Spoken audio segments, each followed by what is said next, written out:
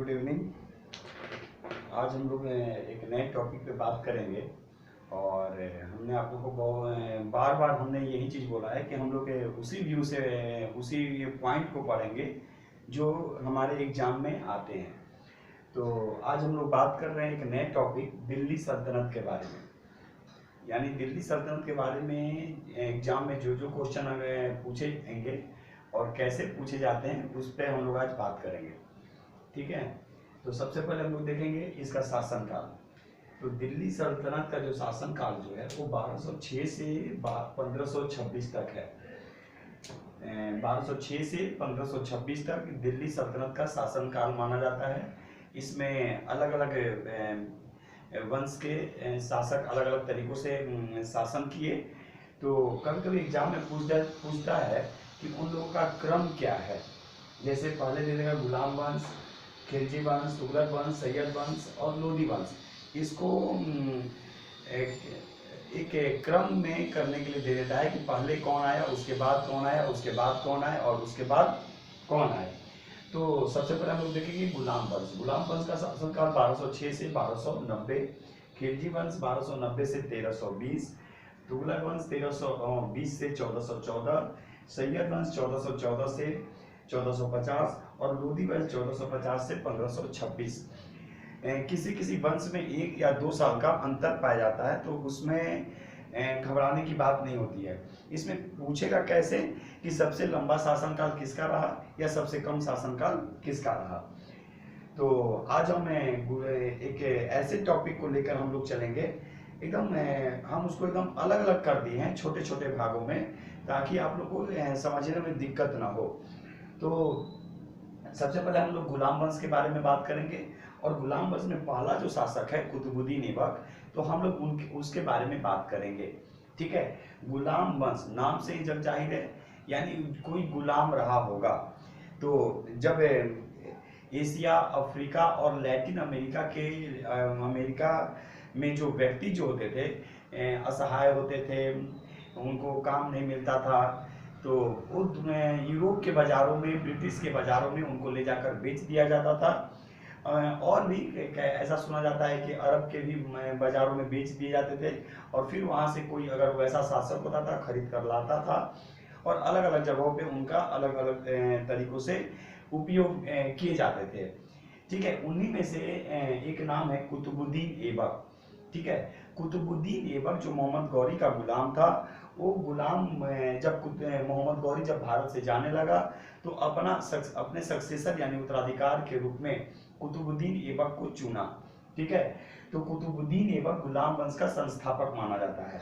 एक क्वेश्चन यहाँ पे और पूछता है कि ममलूक वंश या दास वंश का संस्थापक कौन।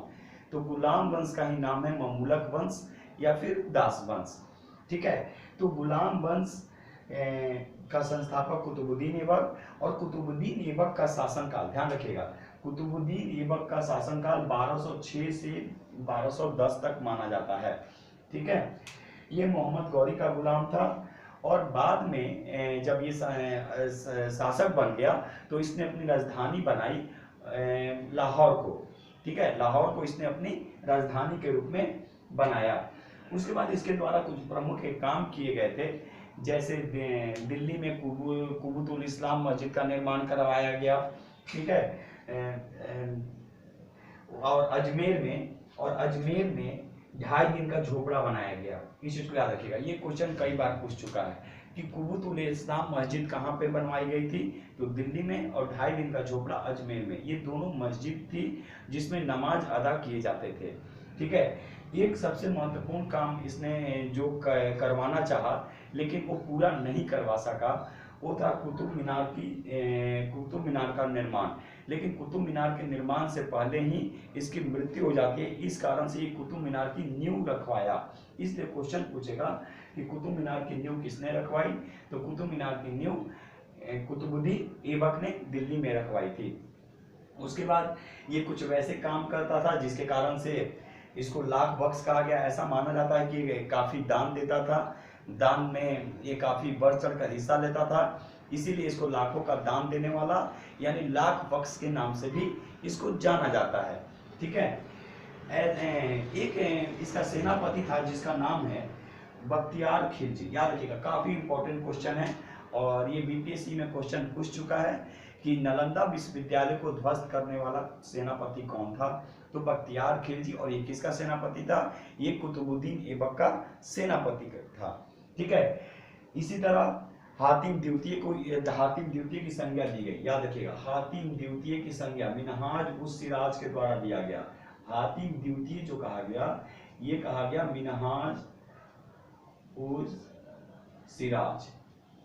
तो हातिम द्वितीय की भी संज्ञा दी गई थी कुतुबुद्दीन ऐबक को। लेकिन अब क्या होता है कि 1210 ईस्वी में, ठीक है, 1210 ईस्वी में, ध्यान रखिएगा, 1210 ईस्वी में चौगान खेलते समय, काफी इंपॉर्टेंट क्वेश्चन है, चौगान खेलते समय कुतुबुद्दीन ऐबक की घोड़े पर से गिरकर मृत्यु हो जाती है। वर्तमान में पोलो है, याद रखिएगा, वर्तमान में चौगान को पोलो बोला जाता है। ठीक है, तो चौगान खेलते समय कुतुबुद्दीन ऐबक की मृत्यु हो जाती है। तो ये रहा कुतुबुद्दीन ऐबक के बारे में। हमने शुरू में ही बोला कि एकदम छोटे छोटे टॉपिक हम बनाएंगे जो आप लोग को एकदम आसानी हो एग्जाम के व्यू से। ठीक है, क्योंकि एग्जाम को क्रैक करना होता है, एग्जाम को कैसे क्रैक किया जाता है ये हमने पिछले वीडियो में भी बताया आप लोगों को, और कि ज़्यादा दिमाग नहीं लगाना रहता है, बस केवल टू द पॉइंट, कि कॉन्सेप्ट भी क्लियर हो जाए और फैक्ट जो क्वेश्चन हो वो भी क्लियर होते चले जाएं।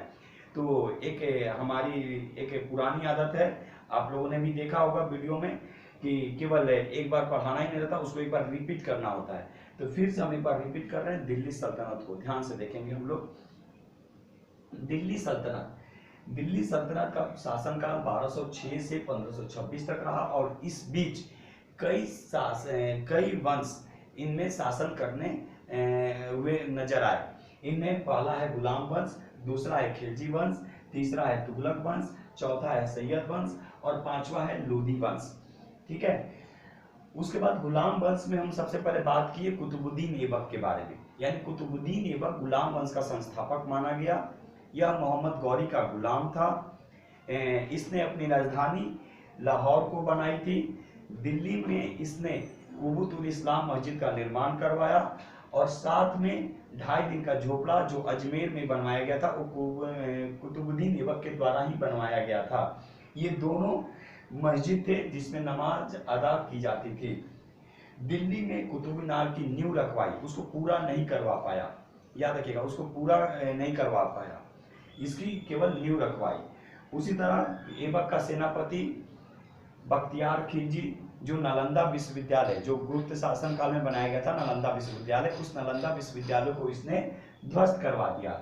उसी तरह इसको लाख बख्श की संज्ञा दी गई, कहा जाता है कि दान देने में बढ़ चढ़कर हिस्सा लेता था। और वहीं हातिम द्वितीय की भी इसकी संज्ञा दी गई है मिनहाज उस सिराज के द्वारा। और 1210 ईस्वी में घोड़े पर से गिरकर चौगान खेलते समय कुतुबुद्दीन ऐबक की मृत्यु हो जाती है।